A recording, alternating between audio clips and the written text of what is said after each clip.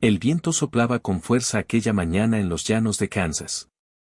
El cielo se extendía como una sábana gris, y las nubes, pesadas y lentas, parecían arrastrar el peso del duelo que aún colgaba sobre la casa de madera al final del camino. Dentro, un hombre de manos ásperas y mirada vacía mecía con torpeza a un pequeño envuelto en una manta. El bebé lloraba con hambre. Y no había nada, absolutamente nada, que él pudiera hacer. Su nombre era Thomas Gray, ranchero desde los 17 años, viudo desde hacía apenas una semana. Su esposa, Mary, había muerto al dar a luz. El parto había sido difícil, la partera llegó demasiado tarde. Cuando el sol se alzó sobre las colinas aquella mañana, Thomas ya había cavado una tumba detrás del establo, junto al rosal que Mary tanto amaba. Y ahora, cada vez que el bebé lloraba, sentía que ese sonido abría la herida de nuevo, más honda, más cruel.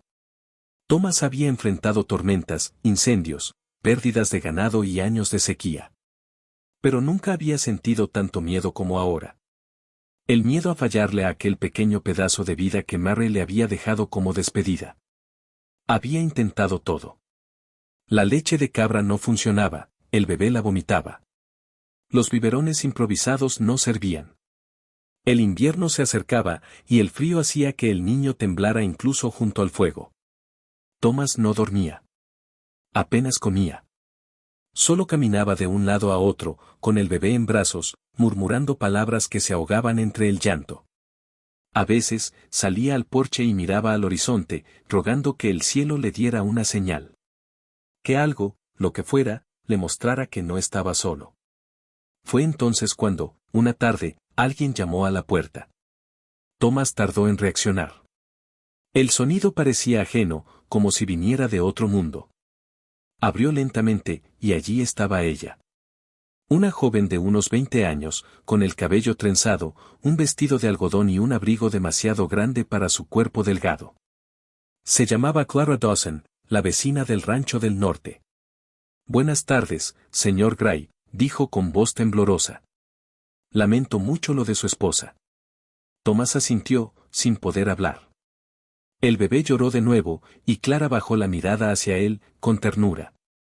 He oído al niño desde la cerca, continuó. Pensé que quizá necesitaba ayuda. Thomas quiso decir que no.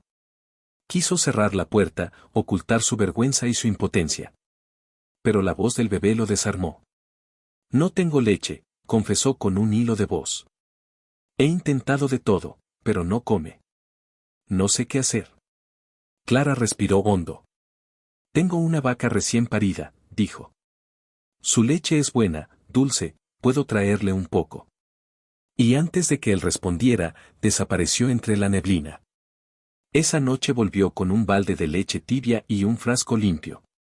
Juntos, probaron con cuidado.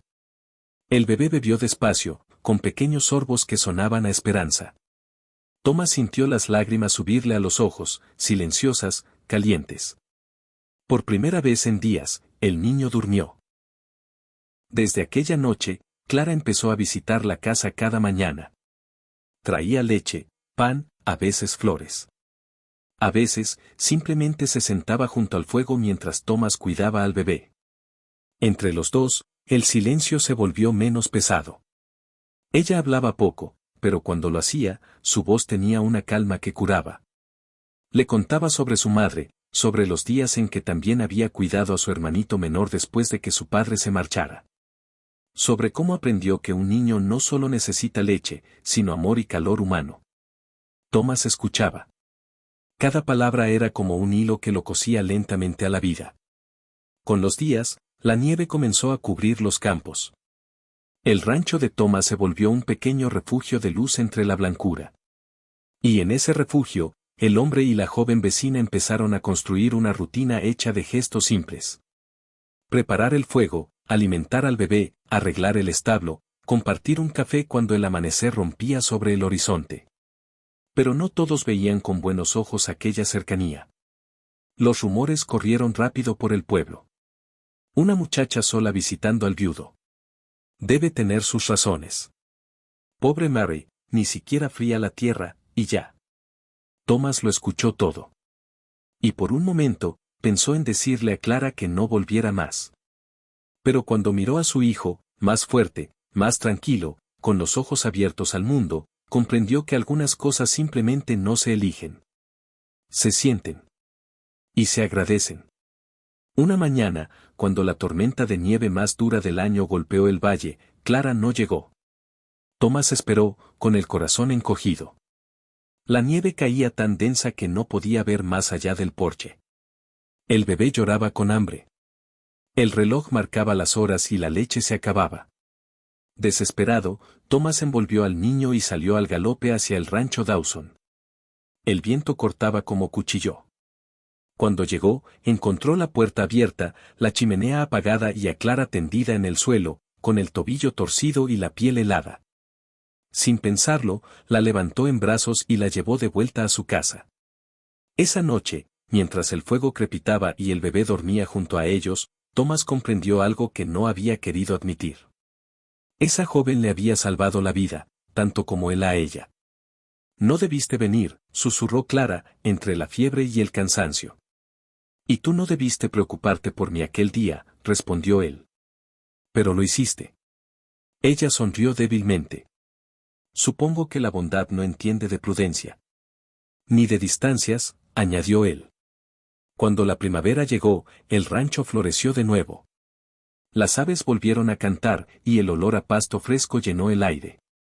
Tomás se sorprendió al notar que reía otra vez. Que el peso de su dolor se había vuelto parte de él, pero ya no lo hundía, lo sostenía. Una tarde, mientras el sol caía detrás del granero, Clara cargaba al niño en brazos.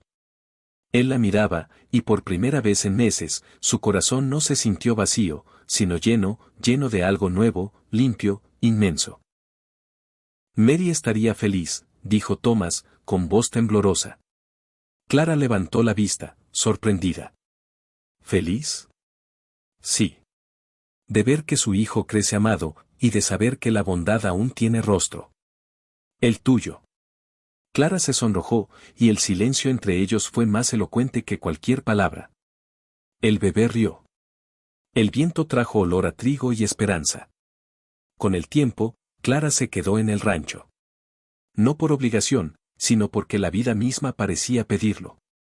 El niño la adoraba, Tomás la necesitaba, y ella encontró allí algo que no había tenido antes. Un lugar donde su bondad no era un deber, sino una semilla que florecía en cada gesto. Los vecinos callaron sus rumores al ver cómo aquel hogar, que había estado cubierto de sombra, volvió a llenarse de vida.